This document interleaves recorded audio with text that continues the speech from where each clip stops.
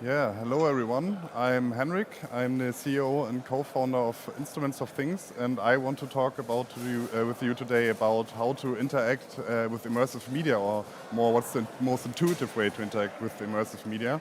However, I will start a bit about our company. So we founded Instruments of Things in 2019, and we are three founders with different backgrounds from with different expertises. So I'm personally more have an engineering background and a bit in the science as well. David of us is an industrial designer who is responsible for all the interaction design as well, and so he's also focusing a lot on immersive media. And Nico, who's our business development person, and basically we are all connected by a huge passion for electronic music culture, and this is why we founded Instruments of Things. And a few words more about me.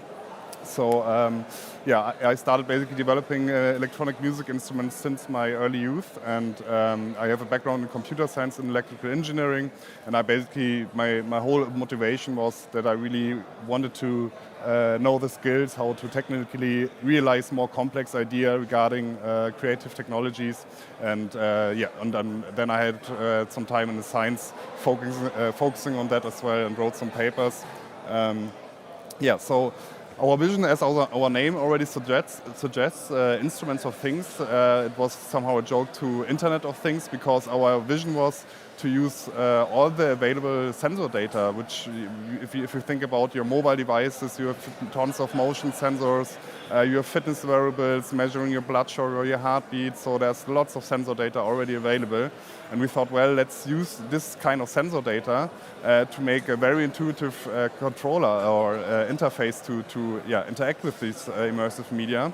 And after we did some research, so we really hooked up heartbeat sensors to control music and videos. We used the blood pressure, we used brain waves, so we did a lot of research on all that.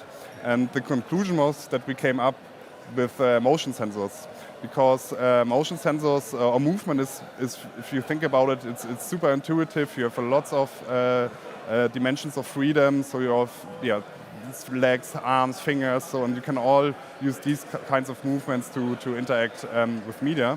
And this is how our technology looks. So these are the small motion sensor wearables, and as you can see on the slide currently, the idea is that you put them on your body, on your feet, on your arms, for example, and then your full body becomes the controller. And this makes really making music, but also controlling visual stages, whatever, super intuitive for everyone. And we started with that. So when we started the company, we thought, okay, let's do a little bit more research regarding the performance and the usability. So we started with modular synthesizers, which is, on one hand, we love this community, and it's a very open-minded community. They are very tech experienced and like to experiment. So we basically gave our first prototypes to them, got their feedback, their very, very valuable feedback, and continuously improved our product. So in this slide in the moment, you see in the middle a wireless receiver we did for the modular synthesizers, where you can basically hook up all your different sensors as well, or you can program your own Arduino stuff and send the sensor data to your synthesizers. And after we did all the development and research, the newest product we came just up with is called SOMI One.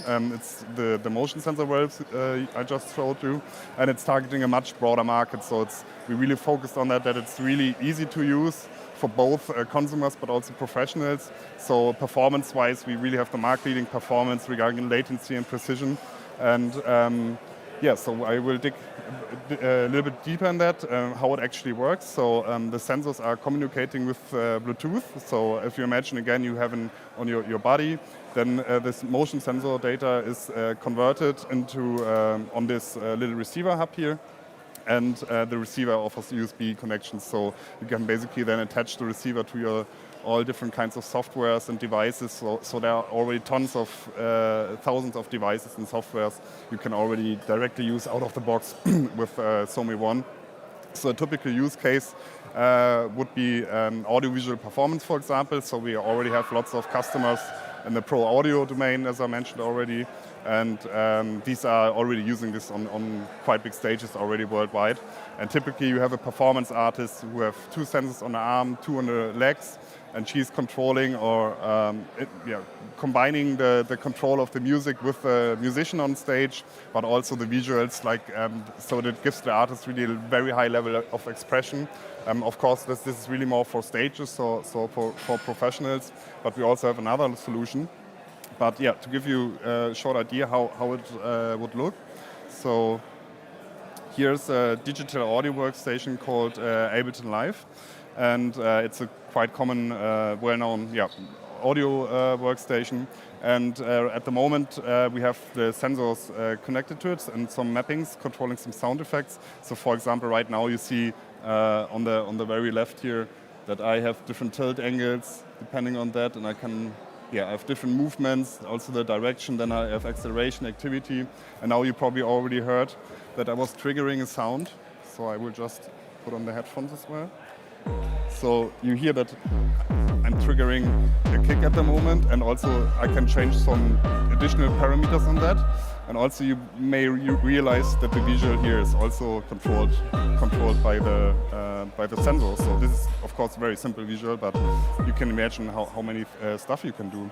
So let's say I have this sensor now, and I will put this on my feet, because kicks are usually already done with your feet.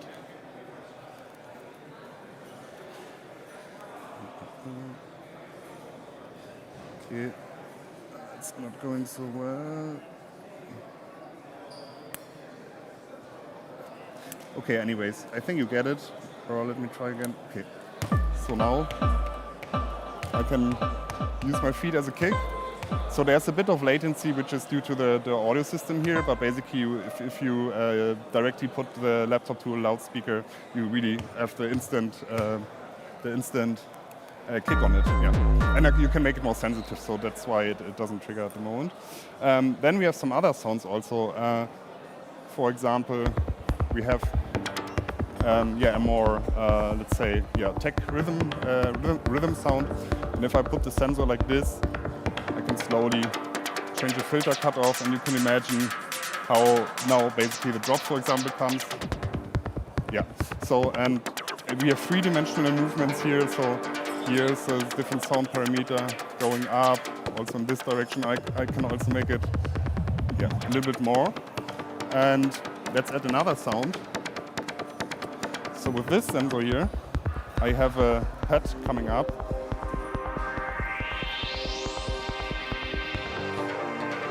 Now you can imagine that we already can play, so you have much more dimensions than just 2 fingers controlling turning some knobs. So you basically have 6 hands at the moment, controlling 6 parameters at the same time. Okay, so that was the very short live demo, and all the configuration is done. For example, here is a small device on the left where you can set up the sensitivity. You can change smooth it a bit, so depending on what you want to use, so that it really matches quite perfectly the movements of the dancers.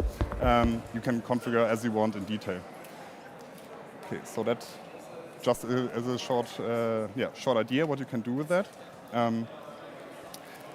So, in conclusion, we, like I mentioned, we have a really market-leading performance. So we have a sensor fusion algorithm in our sensors, which means, so here are basically 3 different kinds of sensors. It's a gyroscope, accelerometer, and a magnetometer. And we are basically combining these 3 types of sensors with our own sensor fusion algorithms to get this really precise sensor data. So if I go back, for example, or if I just don't move the sensor, you really don't hear any difference, and you're just moving slightly, you already get the sound, you hear that the sound is changing.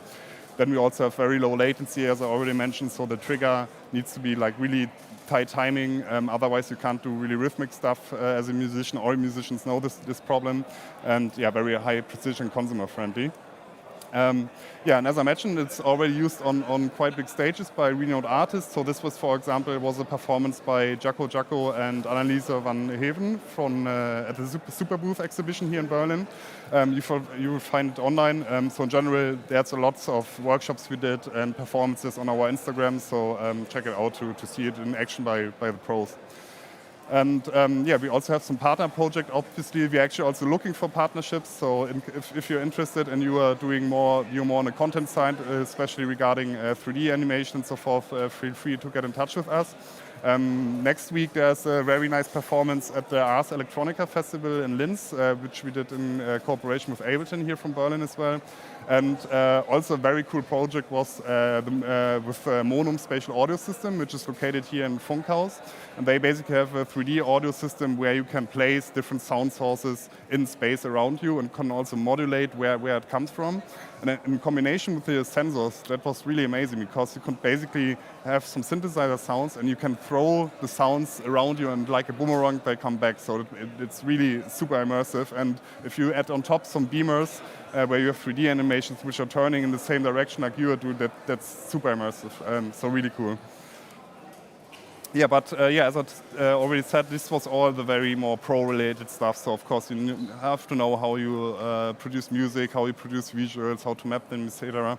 And our idea was then to also make this accessible for everyone. So as it's a very intuitive controller, but not many people know how to actually produce music, we came up with a mobile app for Somi One, which offers ready-to-use soundscapes. So basically you have different themes of soundscapes like ambient, club, 808, and it's really just plug and play. You put it in your smartphone and can directly start out of the box without any pre-knowledge.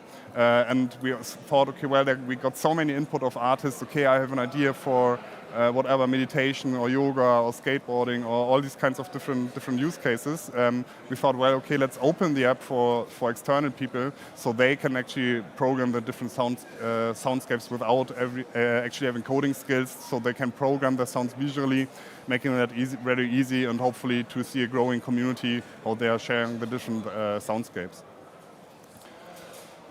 Okay, so that was in general the whole system from the point where it is at the moment. So we will ship actually next month. However, the next step we want to go on our roadmap is we have all this very good functioning hardware platform.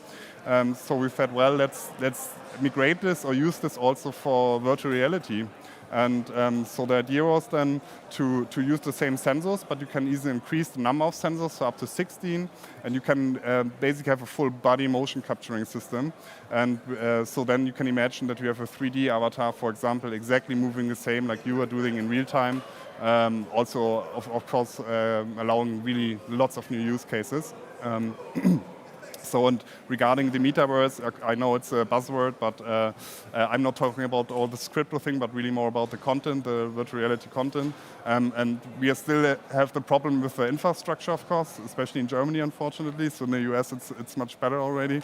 But the next core requirement for the metaverse is human interface, because we really need new ways of controllers and interfaces, and that's exactly where motion capturing comes in our opinion. And this is the typical use case you see nowadays if you're creating 3D content, or like in movies, like Lord of the Rings, that you have this optical trackers on you, and in the post-production, the different animations are rendered. And of course, the problem here is that it's not real time, so you can't really use it for any live applications.